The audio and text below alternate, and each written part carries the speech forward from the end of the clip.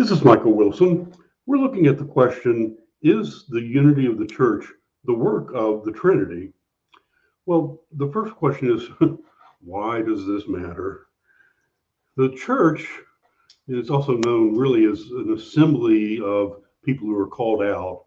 It was the assembly of the disciples who were called out to bring the message of Jesus into the world, the good news of the kingdom of God. Because it was founded on one gospel, one good news, and united to one master, it was indwelt by one spirit. Its unity is under constant threat because of the tendency to division that is inherent from fallen humanity, and it needs to be continually maintained and actively expressed in fellowship. We learn from the Apostle Paul in 1 Corinthians 12, for just as the body is one, referring to the church, and it has many members, and all the members of the body, though many, are one body, so is the Messiah. For in one spirit, we're all baptized into one body, Jews, Greeks, slaves, free, and we're all made to drink of one spirit. Oh, baby, now that's some good news. And so the way I see it, the Apostle Paul also recognized the value of unity. From his own sufferings in Philippi, he knew the infant church faced determined opposition.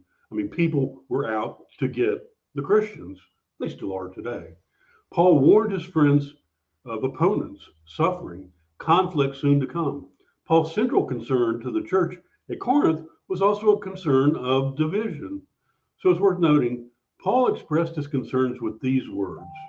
I appeal to you, brothers, in the name of our Master Jesus the Messiah, that all of you, not some of you, not a few of you, but all of you agree with one another, so there may be no divisions among you, and that you may be perfectly united in mind and in thought.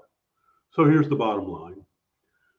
The Corinthians had formed cliques based on supposed superiority of various leaders, and we still see this today. The Baptists, Protestants, Catholics, Lutherans, Presbyterians, long list.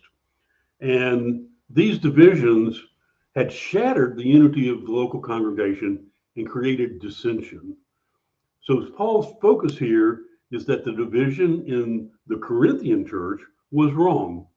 Paul's goal in his writing is found in the first sentence, where Paul urges them to resolve their differences and restore unity in their church fellowship. So that's the good word for the day. It's a stunning day in paradise.